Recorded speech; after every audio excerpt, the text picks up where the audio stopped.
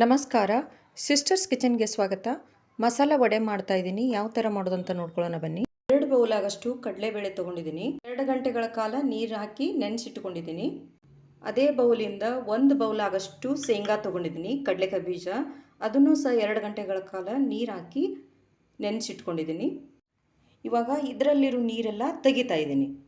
ಸ್ಟೇನರ್ಗೆ ಹಾಕಿ ಇದರಲ್ಲಿರುವಂಥ ನೀರೆಲ್ಲ ತೆಗೆದಿದ್ದೀನಿ. 2 ಸೇರಿಸ್ತಾ ಇದ್ದೀನಿ.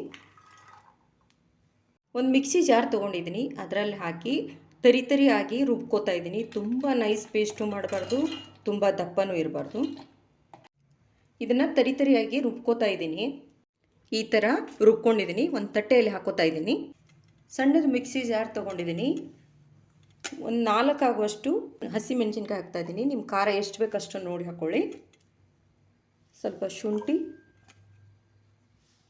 ಬೆಳ್ಳುಳ್ಳಿ, 1 ಸ್ಪೂನ್ ಆಗಷ್ಟು ಜೀರಿಗೆ ಹಾಕ್ತಾಯಿದ್ದೀನಿ.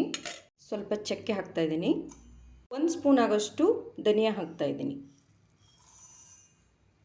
2 ಸ್ಪೂನ್ ಆಗಷ್ಟು ಕಾಯಿ ತುರಿ ಹಾಕ್ತಾಯಿದ್ದೀನಿ, ಹಸಿ ಕೊಬ್ಬರಿದು. ಇದನ್ನು ನೈಸ್ ಪೇಸ್ಟ್ ಮಾಡ್ಕೊತಾ ಇದ್ದೀನಿ. ಪೇಸ್ಟ್ ಮಾಡ್ಕೊಂಡಿರುವಂಥ ಮಸಾಲ ಎಲ್ಲ ಹಾಕ್ತಾಯಿದ್ದೀನಿ.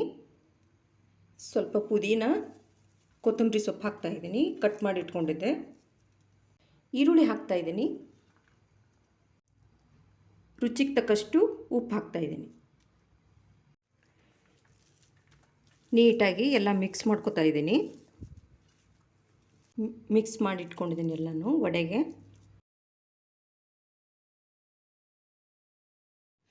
ಇವಾಗ ಯಾವ ಸೈಜ್ ಬೇಕೋ ಆ ಸೈಜ್ ನೋಡಿಕೊಂಡು ವಡೆಯನ್ನು ತಟ್ಟೆ ಹಾಕಬೇಕು.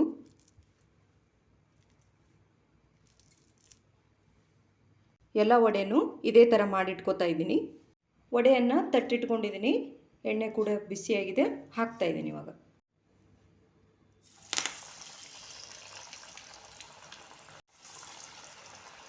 ಇವಾಗ ನಾನು ಇದನ್ನು 50% ಮಾತ್ರ ಕರಿತಾ ಇದ್ದೀನಿ.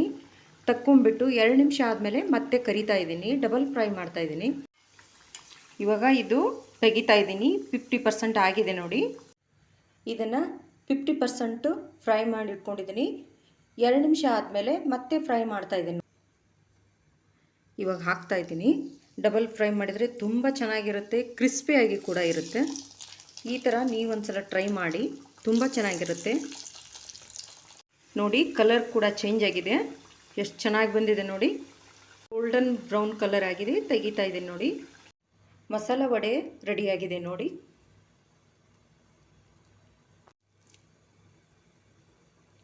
ಕ್ರಿಸ್ಪಿಯಾಗಿ ತುಂಬ ಚೆನ್ನಾಗಿ ಬಂದಿದೆ.